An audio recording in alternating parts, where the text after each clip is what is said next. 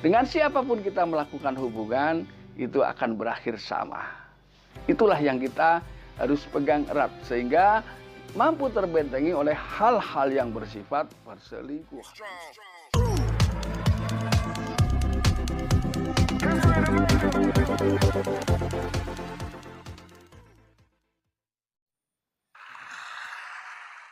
Assalamualaikum warahmatullahi wabarakatuh. Kembali lagi bersama saya Kang Kumis. Kali ini Kang Kumis kembali bersama Anda, tentunya di channel Kang Kumis, channel yang selalu membahas seputar permasalahan rumah tangga, percintaan, hingga masalah perselingkuhan. Nah, pada kesempatan kali ini Kang Kumis ingin membahas mengenai 8 alasan istri selingkuh menurut psikologi. Nah, ini tentunya adalah hal yang perlu sedikit banyak Anda ketahui, khususnya bagi para suami. Kenapa hal itu terjadi di tengah kehidupan rumah tangga kita? Nah ini, padahal kita tahu bahwa perselingkuhan adalah bukan hal yang kita inginkan di tengah kehidupan rumah tangga kita. Namun Kang Kumis ingatkan, sebelum lanjut ke topik, gak ada salahnya silahkan Anda subscribe terlebih dahulu agar Anda tidak ketinggalan info dan juga kabar-kabar terbaru di channel Kang Kumis tentunya. Nah, kira-kira apa saja 8 alasan istri selingkuh? Ya, gak ada salahnya kita pahami sama-sama. Nah, yang pertama dengan alasan adalah karena hilangnya keintiman atau hilangnya intimasi di tengah kehidupan rumah tangga kita. Ini sebetulnya mungkin banyak faktor yang terjadi ketika seseorang mengalami penurunan keintiman. Nah ini mungkin juga karena faktor kecapean, kesibukan, atau mungkin juga bertambahnya usia. Ini tentunya adalah hal yang perlu kita pikirkan. Nah ini tidak semata-mata penurunan keintiman ini menjadi salah satu sumber perselingkuhan, namun tidak menutup kemungkinan dengan alasan tersebut bisa saja timbul perselingkuhan atau menyebabkan sebuah perselingkuhan di tengah kehidupan rumah tangga kita. Makanya di sini keintiman menjadi hal yang perlu kita perhatikan, ya, terutama keintiman kita dengan pasangan kita. Kemudian yang kedua adalah biasanya dipengaruhi oleh pergaulan. Nah, di sini mau tidak mau pergaulan memang bisa jadi mencetak perilaku seseorang, ya, karena itu semua bisa terjadi karena ada faktor kebiasaan.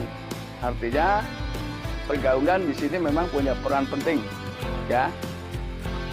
Jadi pergaulan ini sadar atau tidak sadar mampu merubah kebiasaan serta kepribadian seseorang. Ini pergaulan, ya, menjadi salah satu alasan ketika seseorang melakukan perselingkuhan. Lalu kemudian yang keempat adalah hilangnya romantis di tengah kehidupan rumah tangga kita. Ini diakui oleh 70% pria, ya. Sekali lagi, ini diakui oleh 70% pria dan 49 wanita. Ya, mengakui bahwa penyebab hilangnya keromantisan menjadi salah satu alasan seseorang berselingkuh atau ingin mencari sesuatu yang setidaknya jauh lebih romantis dari yang pernah ia alami bersama dengan pasangannya.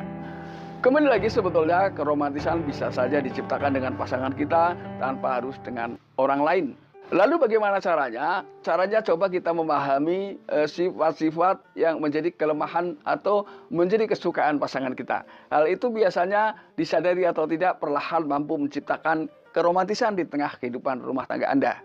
Jadi di sini adalah yang pertama, patahkan ego Anda dengan pasangan Anda, lalu kita perbanyaklah, ya, melakukan evaluasi diri masing-masing. Nah, ketika itu sudah dapat kita kuasai, maka tidak menutup kemungkinan untuk menghadirkan sebuah keromantisan yang berkepanjangan bisa Anda ciptakan dengan pasangan Anda ini. Jadi apapun alasannya, sebetulnya ketika kita mau berusaha, mau berdiskusi, tentunya pasti ada jalan keluar yang bisa kita lakukan dengan pasangan kita tanpa harus berselingkuh ini. Kemudian yang kelima, terlalu lama atau terlalu banyak menghabiskan waktu di media sosial. Ini juga bisa mempengaruhi pikiran seseorang, ya. Nah, ini tentunya kita harus pahami bahwa jadikanlah media sosial ini adalah alat atau sarana untuk menyatukan kerenggangan hubungan antara Anda dengan suami Anda. Artinya di sini media sosial sudah banyak memberikan nilai plus, ya. Jadi manfaatkanlah media sosial justru untuk menyatukan, ya, karena untuk berhubungan dengan media sosial ini adalah sudah banyak hal-hal yang memang bisa kita lakukan tanpa harus berada di satu tempat. Artinya walaupun kita berbeda tempat, tapi kita bisa menciptakan kemesraan seperti dalam seakan-akan, ya, seakan-akan dalam satu tempat ini. Kemudian yang keenam adalah ia mengaku terlalu banyak sibuk bekerja, sehingga 1/3 dari pria melakukan perselingkuhan. Lalu kemudian 13% wanita pun melakukan hal yang sama. Artinya mungkin perselingkuhan ini banyak terjadi dalam rangkaian pekerjaan, ya ini. Jadi selama dia menjalani apa yang ia kerjakan, di situ ada hal-hal yang bersifat perselingkuhan yang tanpa diketahui oleh pasangan, tapi ini adalah menjadi bagian apa yang pernah ia lakukan dalam hidupnya.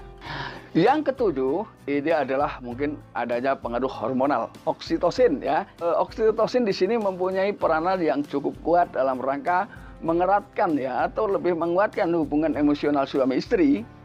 Ini adalah ketika memang kinerja oksitosin ini masih maksimal. Namun mungkin dengan bertambahnya usia tidak menutup kemungkinan fungsi dari oksitosin tersebut mengalami penurunan. Sehingga orang akan selalu membuat image sendiri atau melakukan imajinasi dengan dirinya sendiri, seakan-akan dia berharap bahwa sesuatu yang baru itu dianggap akan lebih bisa memberikan kepuasan. Padahal itu salah ya, karena ketika kita melihat hasil akhir, dengan siapapun kita melakukan hubungan, itu akan berakhir sama. Itulah yang kita harus pegang erat, sehingga mampu terbentengi oleh hal-hal yang bersifat perselingkuhan. Ini kuncinya.